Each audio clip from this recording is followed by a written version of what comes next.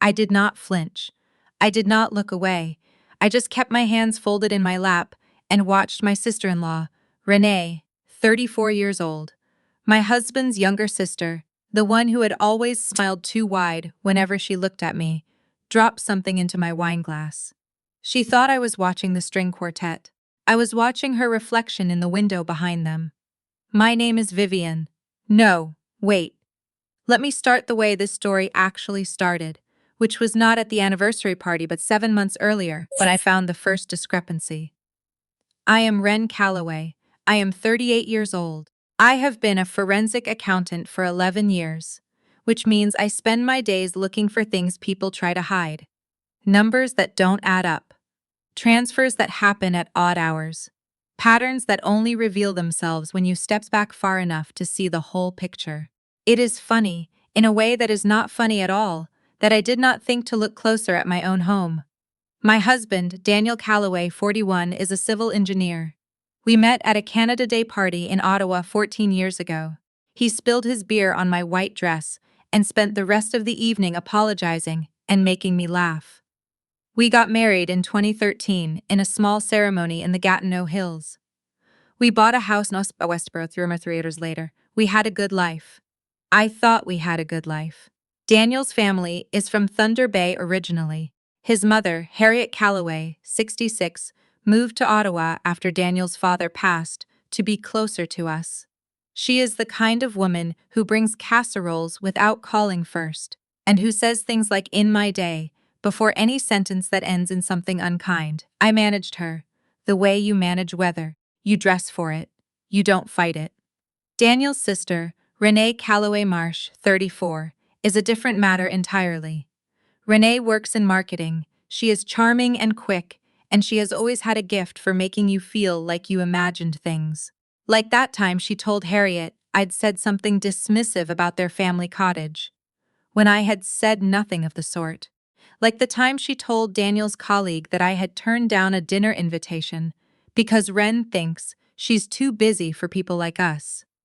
Like every small, quiet thing she planted for years, seeds I couldn't see until the garden was already strangled.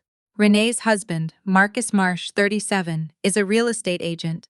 They have a nice house in Canada. They have 2 kids. On the surface, they are fine. Underneath, I have since learned, they were under significant financial strain. A second mortgage they had taken quietly, a failed investment in a condo development in Hamilton that lost nearly $400,000, and credit card debt Marcus had been hiding from Renee herself, which perhaps explains why she was willing to do what she did. But I am getting ahead of myself. 7 months before the anniversary party, Daniel and I were celebrating our 10th wedding anniversary. We had been planning a trip to Portugal. I was looking at our joint savings account. Nothing suspicious, just checking flight prices, when I noticed the balance was lower than it should have been. Not drastically, not the kind of thing that would make you panic immediately. Just $2,200 that I could not account for. I am a forensic accountant. I noticed $2,200. I said nothing to Daniel that night. I told myself it was probably something I'd forgotten, a transfer for something ordinary. But I went back the next morning, and I pulled up 3 months of statements, and I sat at the kitchen table with my second cup of coffee, and I started looking. The withdrawals were small, never more than $2,000 at a time. They happened on weekday afternoons when I was at work. They came from a linked savings account that Daniel had set up before we were married, which I had co-signing access to but had never really monitored. Over 8 months, the total was just under $19,000. I did not confront Daniel. This is the part people find hard to understand when I tell this story. Why didn't you just ask him? But here is what 11 years in forensic accounting teaches you. The moment the subject knows you're looking, the evidence changes. People shred things. People delete things. People get ahead of the story before you have the whole story. I needed the whole story. I set up a quiet monitoring process. Nothing illegal. Nothing that required access to anything that wasn't already mine. I simply started paying very close attention to things I had been too trusting, too comfortable, too married to notice before. What I found over the next 6 weeks was this. Daniel had been transferring money to an account I did not recognize. The account was registered to a numbered company. The numbered company, when I traced it through Ontario corporate registry filings, was jointly held by Mark Smarsh and a numbered holding company based in Calgary. My brother-in-law had a failing investment. My husband was quietly funding it. That alone, I could have lived with that almost. People make financial decisions under family pressure. I know how Renee operates. I know how she makes people feel guilty and obligated. Maybe Daniel felt he had to help Marcus. Maybe he was ashamed to tell me. I was hurt, but I could have understood it. But then I found the second account. This one was harder to trace because it was under a name I didn't immediately recognize. A woman named Lena Thibodeau. I only connected it because the same IP address that accessed our online banking had also, on 3 occasions, accessed an email account that forwarded to her. I found this because Daniel uses the same laptop for everything and had at some point checked that email through a browser that saved the session. I want to say I handled this with complete calm and composure. I want to say I looked at the name Lena Thibodeau and felt nothing. I sat on the bathroom floor for 40 minutes. Then I got up. I washed my face. I made dinner. I watched television with my husband, and when he reached over and put his hand on my knee, I did not pull away. I had a lot of work still to do. Lena Thibodeau, 31, is a project coordinator at a firm in Gatineau. She and Daniel had apparently been in contact for 14 months. I will not go into the details of what I found in those saved email sessions, because some things you carry privately and some things you don't need to put in public. What I will say is that it was not ambiguous. I now had 2 problems: the financial transfers to Marcus's failing company, which Daniel had made without telling me, and which totaled $19,000 from our shared savings. And the other thing, which was worse. I did not yet know how Renee fit into this. I suspected she knew about the transfers. Marcus was her husband, after all. But I didn't know how much she knew. I didn't know if she was complicit, or if she was also being kept in the dark. I found out at the anniversary party. Daniel's mother had insisted on throwing us a party. Harriet had booked a private room at a restaurant in Centretown. One of those places with low lighting and exposed brick and wine lists that require a minute to navigate. About 40 people, family, friends, some colleagues. She meant well, I think. Or maybe she just wanted something to organize. I wore a blue dress. I got there early and I helped arrange the name cards, and I smiled at everyone who came through the door, and I was by every measure a perfectly happy woman celebrating 10 years of marriage. I had by that point already spoken to my lawyer. Her name is Catherine Doucet, 52, one of the best family lawyers in Ottawa. I had told her everything. She had advised me to do nothing dramatic, to continue gathering information quietly, and to wait for a moment when the evidence was complete and documented. She had also connected me with a private investigator named Gordon Flett, 60, who had spent 20 years at the RCMP and who had, over the previous 3 weeks, filled in several gaps I couldn't reach myself. Gordon had confirmed Lena Thibodeau. He had also, unexpectedly, confirmed something about Renee. Renee knew about Lena. She had known for at least 4 months. She had not told me. She had, in fact, actively encouraged Daniel to keep things quiet for now. According to a text message Gordon had obtained through a source I did not ask too many questions about. The logic, apparently, was that if I filed for divorce before Marcus's investment situation was resolved, the financial disclosure process in a divorce proceeding would expose the transfers. Renee needed those transfers to stay hidden. She needed my marriage to stay intact long enough for Marcus to get clear. She was using my marriage as a shield for her husband's financial mess. That was when I understood what I was dealing with. The anniversary party was a Saturday in February. Ottawa in February is brutally cold. The kind of cold that makes the city feel smaller and quieter, like everyone has retreated into themselves. I remember the snow was coming down hard when I arrived, and the windows of the restaurant were fogged at the edges, and from inside it looked warm and golden, and like exactly the kind of evening you'd want to remember. I had my phone. I had a specific application on my phone that Gordon had recommended, running silently in the background. I had a small digital recorder in my clutch. Catherine had briefed me very carefully on what was admissible in Ontario and what wasn't, and I had stayed precisely within those lines. The party was lovely, in the way that things can be lovely when you are watching them from a great distance, from behind glass. At around 9:30, there was a moment when the room shifted. People broke into smaller conversations. The formal toasts were done. The wine was flowing. I excused myself from a conversation with Daniel's cousin, and I went to refresh my drink at the bar. I came back to find my glass where I had left it, at our table. And then I stood near the window with my back partially turned, and I watched Renee's reflection. She was quick. I will give her that. She moved the way practiced people move, with purpose that looks casual. She was beside my glass for less than 5 seconds. I saw her hand move. I did not drink from the glass. I waited until she had moved to the other side of the room. Then I picked up the glass, covered it with a cocktail napkin, and brought it to Gordon, who was parked down the street, and who drove it directly to a private lab he works with in Nepean. I got a new glass of wine from the bar. I went back to my husband's side. I smiled at photographs. I danced once, to a song I don't remember, and I thought about Portugal and about the house in Westboro and about 14 years, and I did not cry. The lab results came back 48 hours later. Zopiclone, a sedative, the kind used for sleep disorders, available by prescription in Canada. A dose that would not have killed me, but would have made me severely disoriented and physically impaired.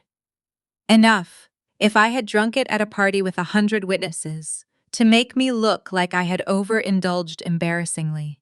Enough to ruin an anniversary. Enough, I suspect, to create some kind of scene that would destabilize me, professionally or socially, or both. I still don't know exactly what she planned to happen next. I have thought about it. I have theories. Maybe she just wanted me to be embarrassed. Maybe there was something specific she needed me to sign, or agree to, or not fight, and she wanted me off balance. Maybe she was angrier at me than I had ever understood, and this was simply an expression of something that had been building a long time. I will probably never know for certain, and that, in a strange way, is something I have had to make peace with. What happened next happened quickly, in the way that things do when you have spent months preparing. Catherine filed the divorce petition on the Monday, following the party. Because of the financial transfers, she included a claim for dissipation of marital assets. The $19,000 Daniel had moved to Marcus's company without my knowledge or consent. In Ontario, dissipation of assets during a marriage can significantly affect how property division is calculated. Daniel's lawyer, when he received the filing, did not seem to have expected the level of documentation Catherine had assembled. Gordon's report about Lena Thibodeau was included. The evidence about Renee, the lab results, the recording of a conversation I had with her at the party, which I had initiated deliberately, and which Catherine had reviewed for admissibility, and which contained statements Renee made about making sure Thigage called Hanchel and about Daniel's situation being temporary, was submitted to Ottawa Police Service the following Tuesday. Renee was charged under the Criminal Code of Canada with administering a noxious substance, Section 245. It is not a charge people are charged with often. Her lawyer spent a considerable amount of time trying to argue the zopiclone was not a noxious substance within the meaning of the section. The Crown disagreed. Marcus, when the financial disclosure process began in the divorce proceedings, found that there was no longer any way to keep the Hamilton condo investment quiet. His creditors had already since the disclosure accelerated things considerably. The company was wound down. Marcus's real estate license was reviewed by the Real Estate Council of Ontario following a complaint. Unrelated to us, it turned out, one of several that had accumulated over the years. Harriet came to see me in March. She sat at my kitchen table, the same table where I had first noticed the $2,200 discrepancy, and she told me she was sorry. She was not entirely sure what she was sorry for. I think she was sorry for everything in the general sense, the way you are sorry when a thing you loved turns out to be less solid than you believed. She brought a casserole. I let her leave it. I didn't eat it, but I let her leave it. The divorce was finalized in September. The settlement included the dissipated assets, a share of the equity in the Westboro house that reflected the financial contributions I had made over 10 years, and a clause Catherine had specifically fought for around pension division that Daniel's lawyer had tried 3 times to reduce. Renee pled guilty in October. Conditional discharge, 2 years of probation, community service. It was not a prison sentence. A lot of people, when I tell them this, want me to be angrier about that. And there were days, I won't pretend otherwise, when I woke up at 3 in the morning and I was very angry. But Catherine had told me from the beginning, in criminal proceedings, what you control is the process, not the outcome. I controlled the process. I did everything right. I documented everything. I stayed within the law. I did not react in the moment when reacting would have cost me everything I'd spent months building. That discipline was the thing. That is the thing I want to say if there is one thing. I did not scream at the party. I did not throw the wine glass at my sister-in-law's head, which, believe me, was a thought that crossed my mind. I did not call Daniel at 1 in the morning and tell him what I knew, which is what every instinct I had was screaming at me to do for 3 months. I did not post anything online. I did not tell mutual friends. I did not tip my hand. I just kept watching. I kept recording. I kept building. And when I was ready, when Catherine was ready, when Gordon was ready, when every piece was in place, I moved. The house sold in November. I kept my half. I have a condo now in the Glebe, 4th floor, with a view of the canal. In winter, the skaters go by in the evenings, and the light is very clean and cold. And I sit with tea, and I think about how a life can look entirely one way from the outside and be something completely different underneath. I am good at finding what is hidden underneath. I always have been. I just forgot, for a while, to look at my own life. I'm not going to tell you it doesn't hurt. The marriage, the years, the particular kind of grief that comes not from losing someone, but from realizing they were not who you believed them to be. That is its own category of loss, and I am still moving through it. Some days are fine. Some days I drive past a restaurant where Daniel and I had a good night once, and I have to just sit in the car for a minute before I go in somewhere else. But I am not afraid. I am not scrambling. I am not starting over from nothing, which is what I think Renee, in her worst moments, may have wanted for me. I have my work, which I am good at. I have friends who showed up in ways I did not expect. I have a lawyer who fought for me with real ferocity, and a 60-year-old former RCMP officer who drives sedative-spiked wine glasses to labs in Nepean at 10 o'clock on a Saturday night without being asked twice. I have the canal view. In the mornings there is frost on the glass, and the light comes in sideways, and the city is very quiet, and it is mine, just mine, and I find I like that more than I expected to. If you have ever looked around at the life you built and felt, somewhere underneath the ordinary days, that something wasn't adding up, trust that feeling. You do not have to act on it immediately. You do not have to blow everything up the moment you sense something wrong. But write it down. Keep your records. Know what is yours. Find a Catherine Doucet. Find a Gordon Flett. And if someone hands you a glass at a party and then moves away too quickly, looking very carefully at the opposite wall, set it down, cover it with a napkin, and go get yourself something new.